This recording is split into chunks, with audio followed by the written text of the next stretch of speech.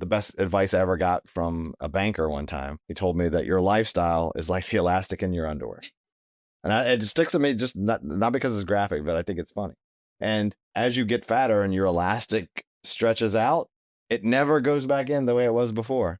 And your lifestyle has the same problem. When your lifestyle creeps and continues to get bigger and you spend more and more and more, it's really hard to get it to snap back. It just doesn't. Welcome to Married to the Startup. I'm Alicia MacKenzie, a wellness entrepreneur and digital creator. Alongside me is my amazing husband, George, the CEO who's always ready for a new challenge.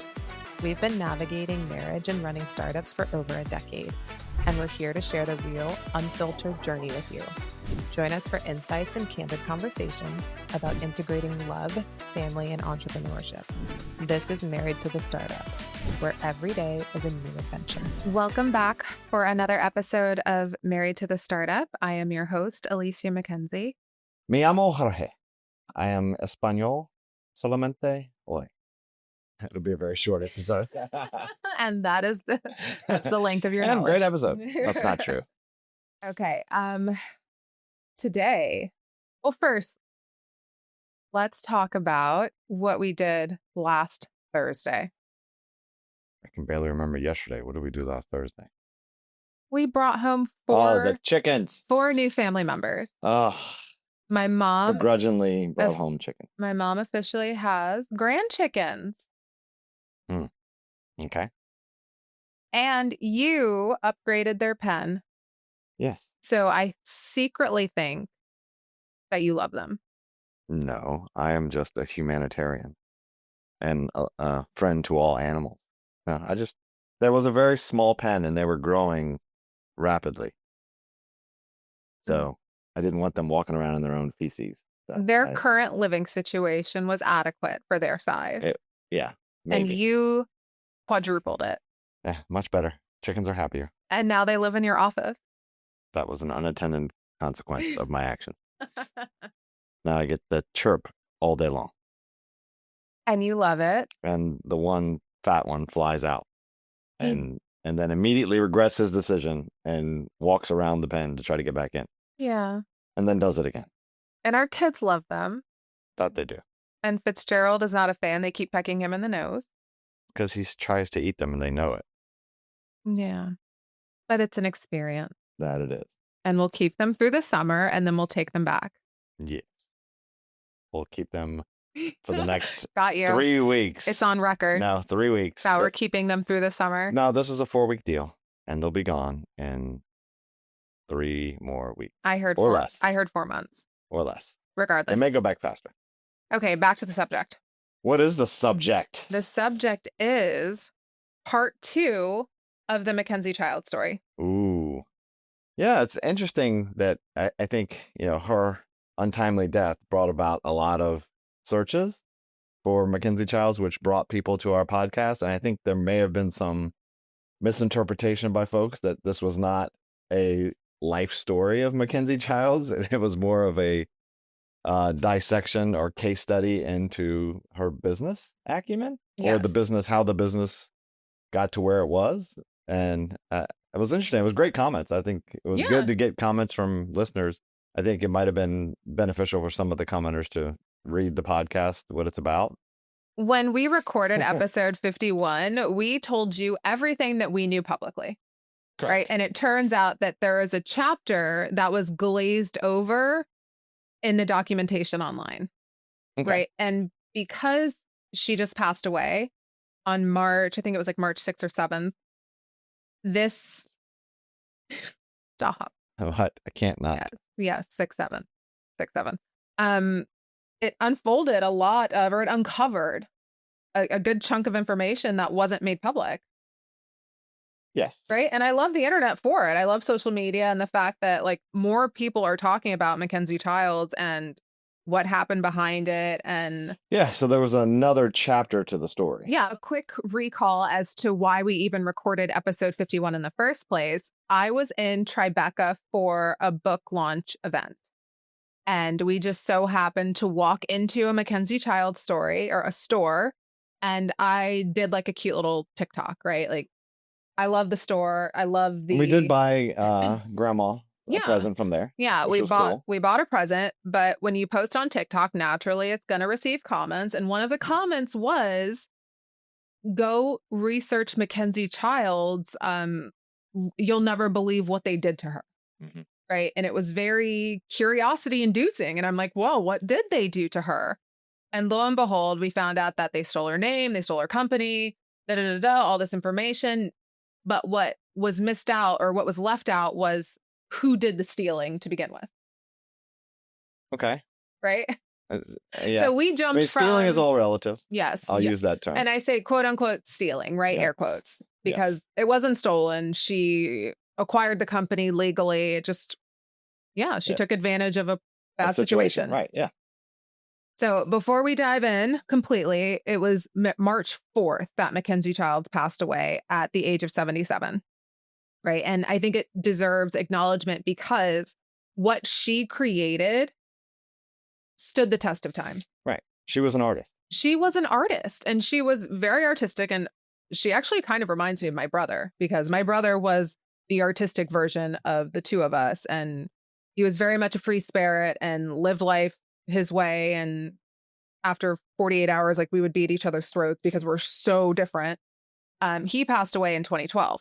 But I just want to acknowledge that creativity and just, I think creatives are way different than analyticals. Yeah. And I think that, those need to be protected, kind of like how you have to protect founder equity. I think if you're involved with a creative in a business, they also need to be sometimes protected from themselves, because you tend to make decisions based on your desired outcomes and what you think is right, and thinking everyone else is going to play by the same rules. Yeah. And a lot of times, as displayed in this, biopsy, it's kind of, you dance the line between what's legal, what's ethical, and what's right. Yes. And sometimes those three things can all be different. Yes. And this woman built something that was extraordinary, lost it, and then kept building anyways. Right. Right. So I think we need to tell the full story with that in mind. Okay. What's the full story? What is the full story? Mm-hmm. A quick look back. Victoria and Richard Mackenzie-Childs were two ceramic artists with MFAs, right? Masters in Fine Art. Mm-hmm. And they founded the brand in 1983 on a dairy farm in upstate New York. That sounds fitting, doesn't it? Yeah. We're on a dairy farm. We've got a pottery workshop, and we're going to make art. And the company is a mashup of their names. So Mackenzie-Childs, right? So the brand really exploded in the 90s. And I distinctly remember the pattern, right? Mackenzie-Childs is synonymous with that black and white checked pattern that, while it's kind of farm-like, they somehow turned it into this luxury Goliath that you just saw inside all of these designer stores. And they had a Madison Avenue flagship store. They were in Bergdorf Goodman, Neiman Marcus. So over 150 upscaled retailers. Right. Right. And then, as the story usually goes, they expanded really quickly. They took on some debt. Yeah. And could not keep up with the demand. Right. And I think that this is kind of what we talked about last time. And it's really the classic expansion story, right? Like, things are going great. You're on the top of the world. So you assume things will continue at a linear growth, and that now you're going to scale to meet that growth in the future. So we're going to sign leases. We're going to take on debt. We're going to do all these things and, create a advertising campaign to generate more demand as we grow our business. And you're locking into this long-term debt, all based on the assumption that your top line revenue growth continues to rise. And, that works until it doesn't. And when you have, and I think that's where the prudent business owner, like a bootstrap prudent founder, would be able to weigh those risks and say, okay, is it worth taking on all this debt? It's a massive amount of debt. Do we need to open 2 gigantic prime location stores, or is the 150 retail stores where it's a lower cost of entry a better fit? Or Do we need to ramp up production? Do all these things need to happen all at once in a big bang, which requires tons of debt, or can we kind of serially roll this out as we validate our demand? Yeah. But I think certain people, and everybody looks at it differently. Some people say, this is a rocket ship. It's never going to end. It's fantastic. We got to scale for growth now. And we don't want to be, having a demand problem where there's too much demand and not enough supply. Yes. Right. So they took on $15.3 million in debt to fund this new growth, this expansion. As you mentioned, the 2 flagship stores, one on Rodeo Drive and one on Madison Avenue. Right. Like that just sounds expensive. Yeah. I mean, you just create a fixed cost structure that you have to support. Yes. Right. So it's no different than hiring a bunch of people. Although when you hire people, you can fire them. When you take on this debt, you can't fire the debt. Yes. Right. You could close down the stores, but you still owe the lease. In their defense, e-commerce was not a big thing back then, right? In the 90s. Yeah, it's impossible to see the future, right? But you can, as part of your strategy, there should have been risks, and maybe they did articulate the risks to the lenders, or they articulated the risk. They probably didn't have a board at that time. It was just the two of them. So sometimes, the worst lies are the ones you tell yourself, and you ignore the risks because you see the rosy upside. Absolutely. And they were planning a 3rd Beverly Hills store when it all came crashing down. Yeah. Right. So what really happened? In 2000, they filed for bankruptcy protection. Right. And this is where they file for Chapter 11. This is where the story that we told jumps right into the private equity. Right. But there was another chapter here. Absolutely. There was another chapter that was not public until her passing. Right. And it was Pleasant Rowland, who was the founder of the American Girl doll. Right. So she's the founder of American Girl. She built this own company from scratch. She had her own creative vision, and she was eventually sold that to Mattel in 1998. Right. So she is a success. She is a founder-led, especially a female founder-led business owner that had a successful exit and had quote unquote made it. Like she is. But she's also a creative. Yeah, a pillar in the community. Someone that that I'm sure fit this brand. Yes. Okay. So a board member at MacKenzie-Childs reached out to Pleasant Rowland about investing in the company. And she saw this as an opportunity. Right. So when you go to Chapter 11, you restructure your debt, right? You don't get rid of it. Right. And at that point, your debt holders could try to capitalize on the debt. So if you're filing Chapter 11, if I say I loan you $1,000 and then you say, I'm not going to be able to repay you that $1,000 based on the terms we had agreed upon, I need to set new terms. So I know you're struggling financially, and my board or my family may say, hey, she's never going to pay us that $1,000 back. So get whatever you can for it. And then I take that $1,000 debt that you owe me and I sell it to someone else for $500. So at least I get $500 back. Yes. I lost $500 on the deal, but I got $500 where I could have lost the whole $1,000. Yes. And the only reason a person buys that debt is to make profit from it. And I think that's where some people get emotionally tied to the story.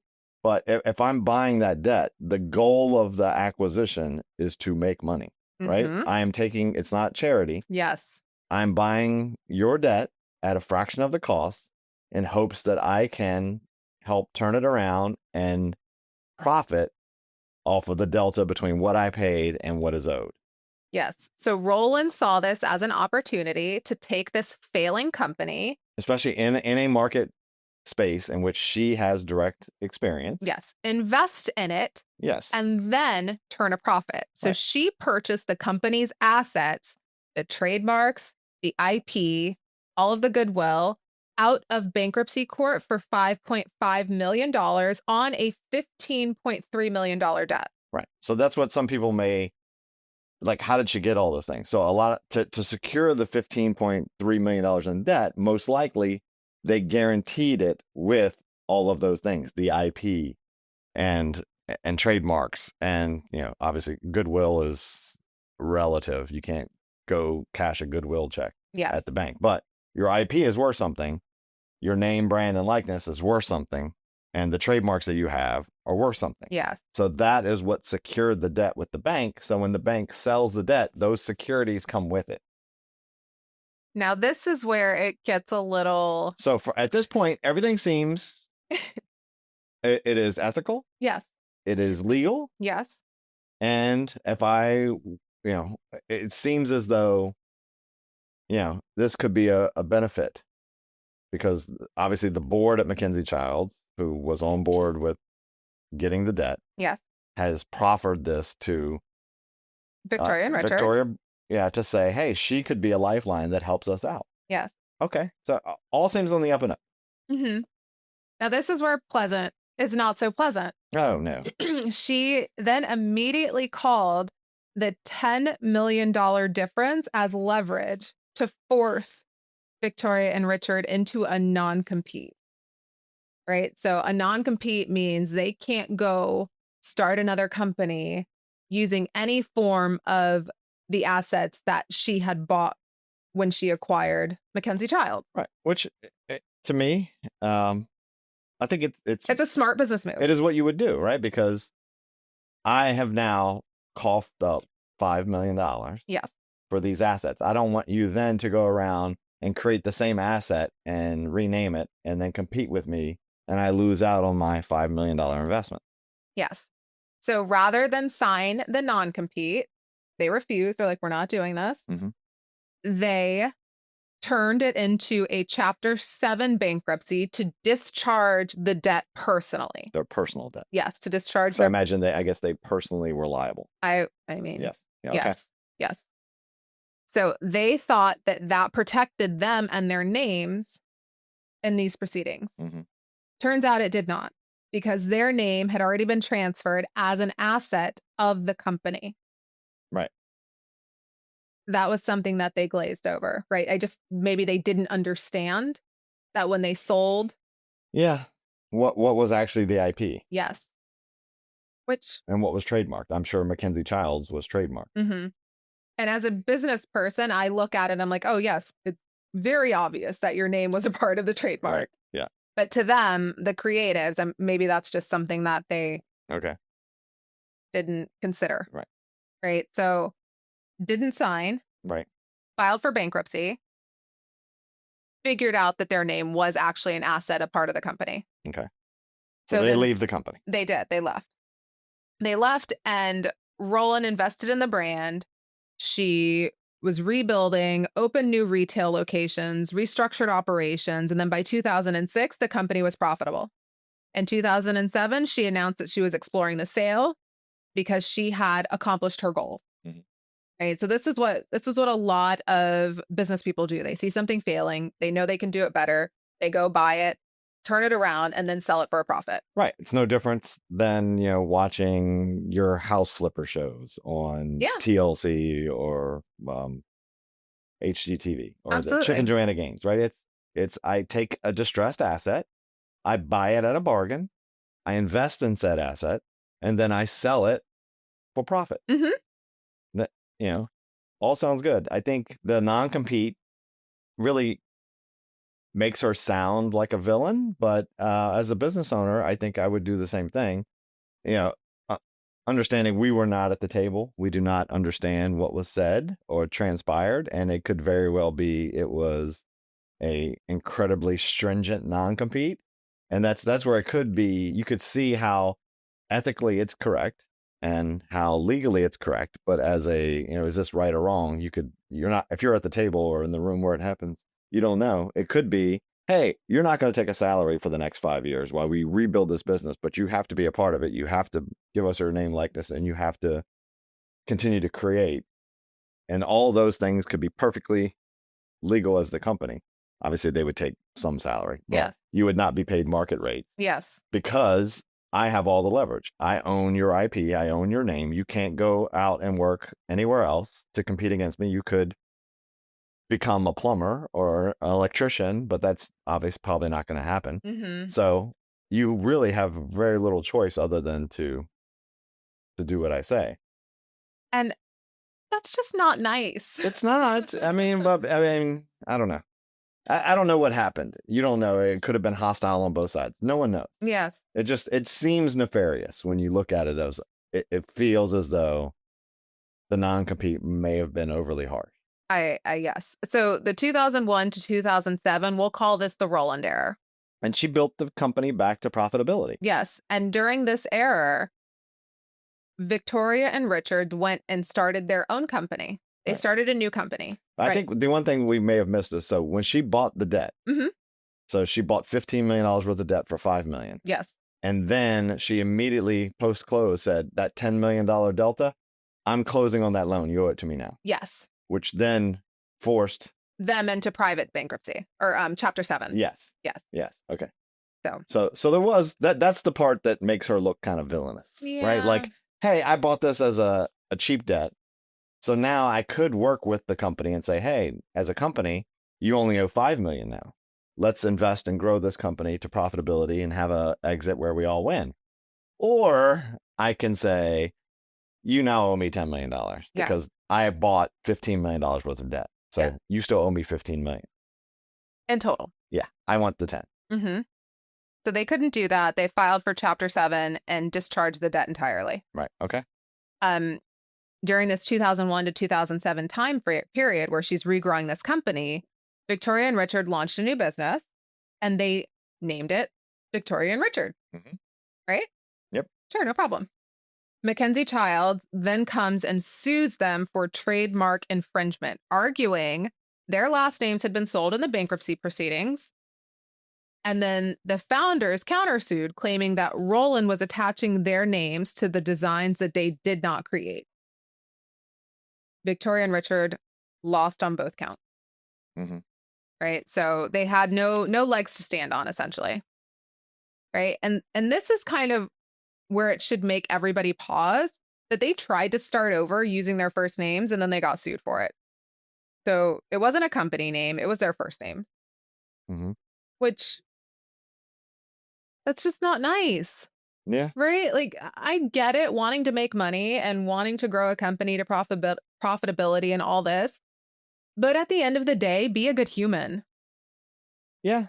I mean, right? And that's where the cold hard capitalist would say, I know. we all have roles. Yes.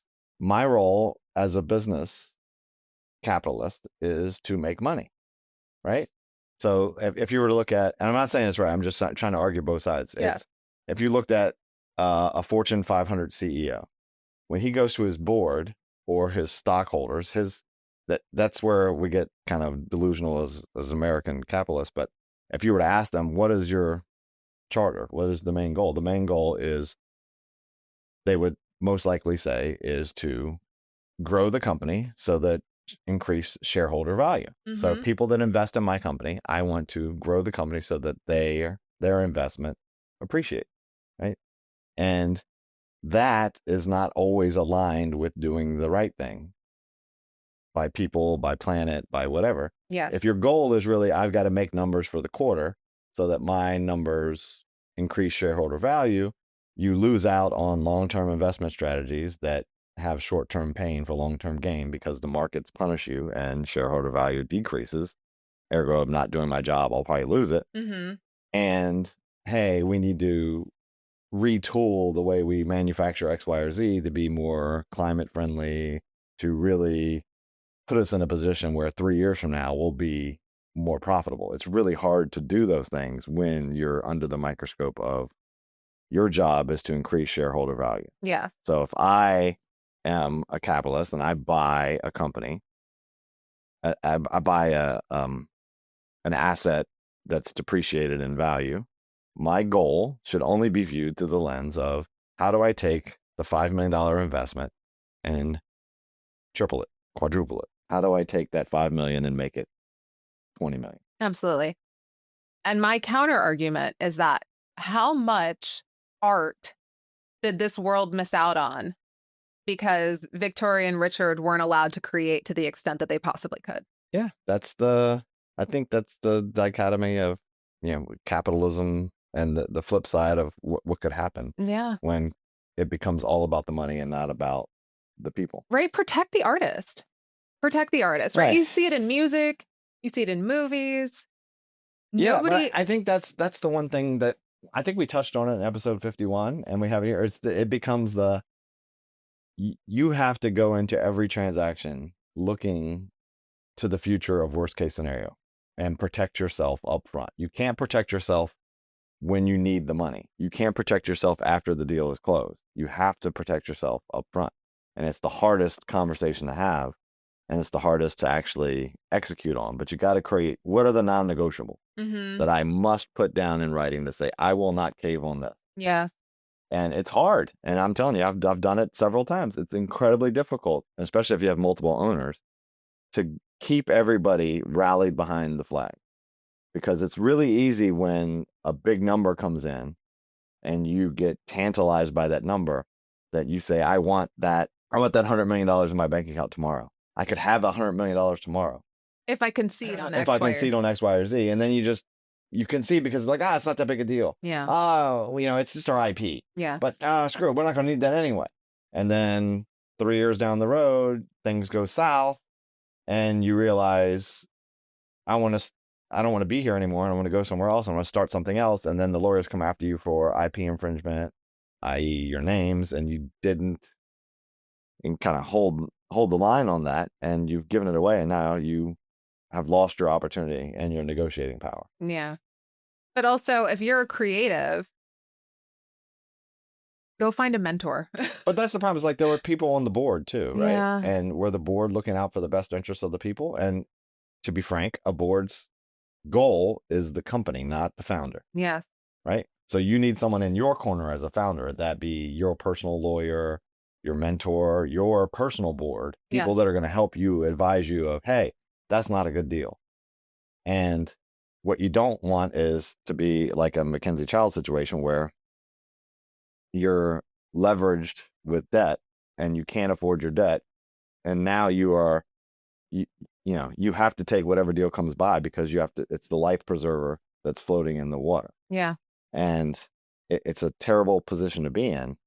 Because at that point, you'll sign anything. You have to. I mean, almost, right? Yeah. I can't imagine the stress they were under trying to expand as fast as they were, but then you have all this debt crumbling down on you, and I can't imagine, right? To be at the table and they're like, okay, if you just sign this and we will take care of everything.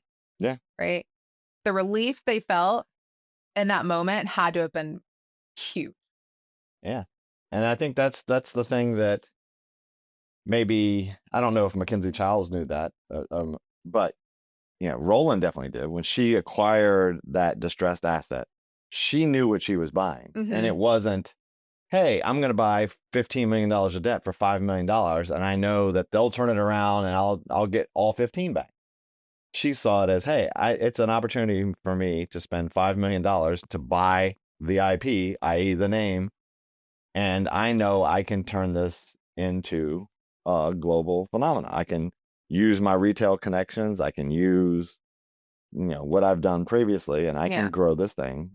And it was probably less about acquiring debt and more about acquiring the company. Absolutely. So she accomplished everything that she wanted to do, Pleasant Rowland. And then in 2008, private equity arrived. Right. Right. So this is where we picked up the story. Right. Right. Private equity arrived. Roland sells to Twin Lakes Capital in 2014. And the founders have already been gone for 7 years by then. Yep. Right. So the version that most people tell skips Roland entirely and just starts at private equity. Right. Private equity is an easier villain. Absolutely. Because they're faceless, nameless. Yeah. When it's just a person. Mm-hmm.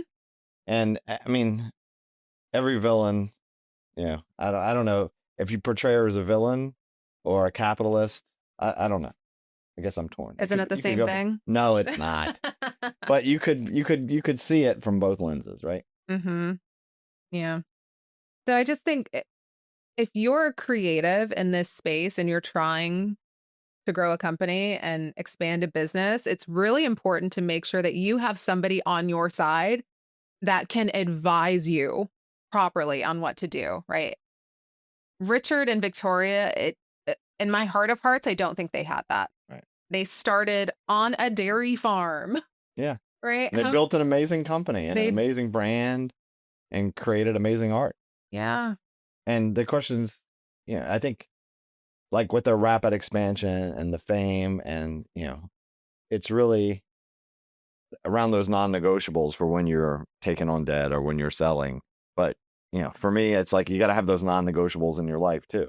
And understand, we framed it a lot of times, when you build a business, you're not always going to know from the start, but you should have an idea of what does success look like, right? And for MacKenzie-Childs, was success defined by, I'm getting my art out into the world, I'm selling it, I'm making good money, hopefully, at that point before they took on all this debt, and I'm living my dream, versus did the world tell me, or did I have grandiose ideas of, I have to be the next blah, and I need to expand, and my revenue needs to go from 10 million to 10 billion. Yeah. Right?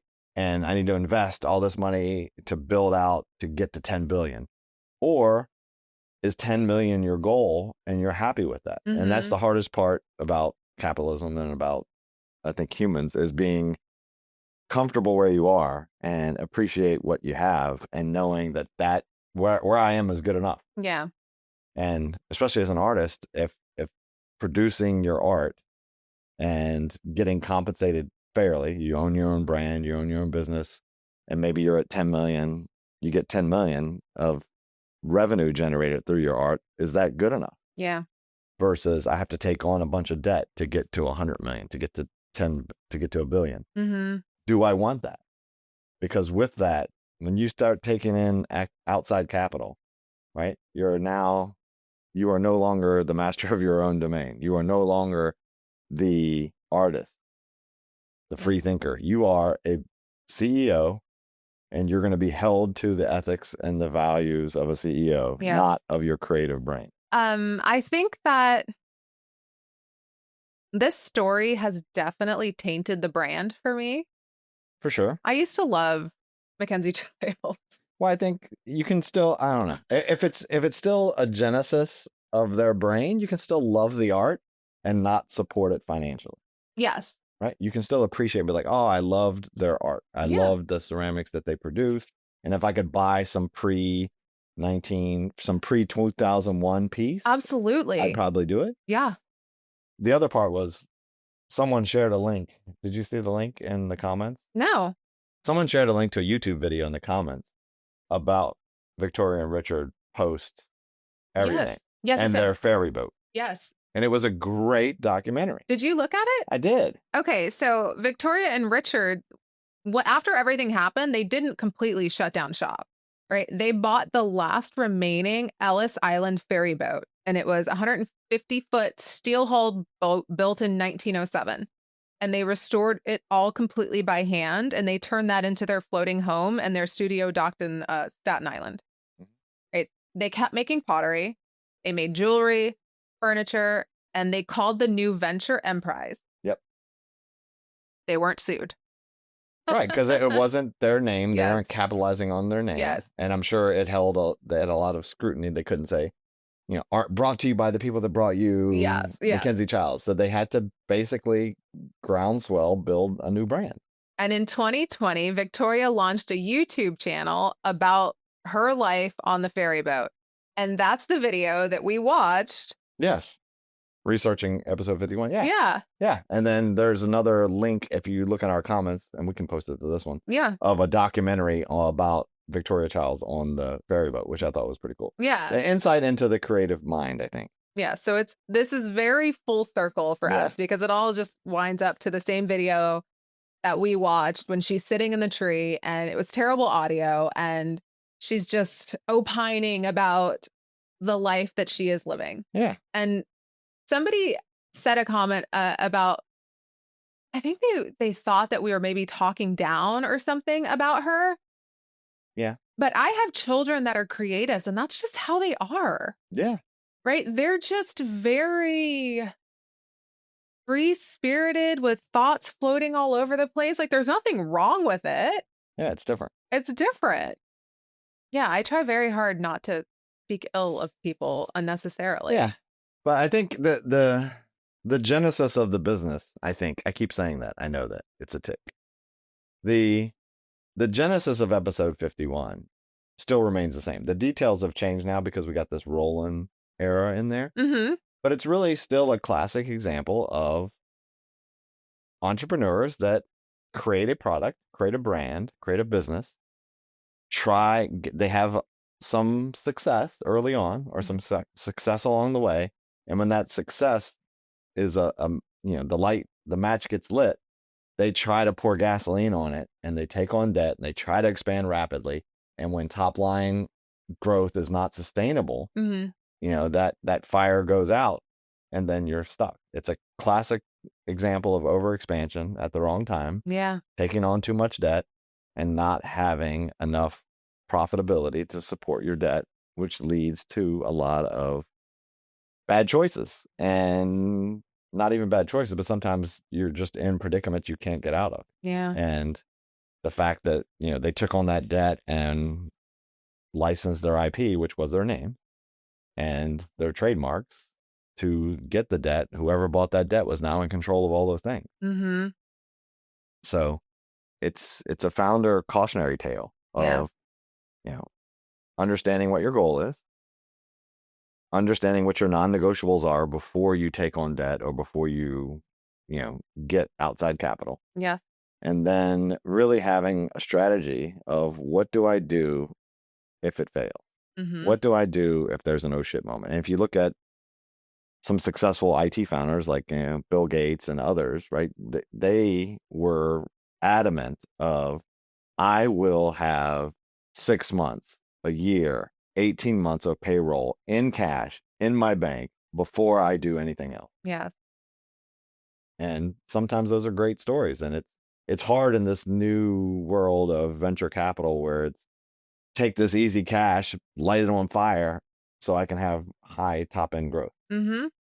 Similar to your personal story, though, right? How many people actually have $1,000 saved up for an emergency? Right. Right. You're supposed to have an emergency fund, 3, 6, 9 months of living expenses. I know sometimes that's not realistic, especially in today's climate with everything being really unpredictable, gas prices, egg prices, all of it. Yeah. But it's kind of the same. I agree with you. And I think the rapid expansion can happen in your personal life too, right? Yeah. Where you're like, I just got this new job. I'm making $10,000 more than I was making before. I should buy a bigger house. I should buy a better car. I should have X, Y, or Z. Yes. I should go out to dinner more.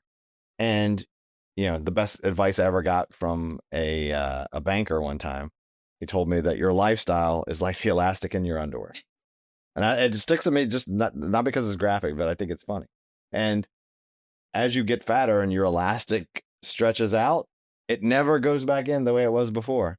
And your lifestyle has the same problem. When your lifestyle creeps and continues to get bigger and you spend more and more and more, it's really hard to get it to snap back. It just doesn't. Mm-hmm. So, you got that job, you got that $10,000 raise, and you make all these investments and increase your fixed costs. And then if you lose that job, right now, even if you got a job back to what you were making before, you can't afford your lifestyle anymore. Yeah.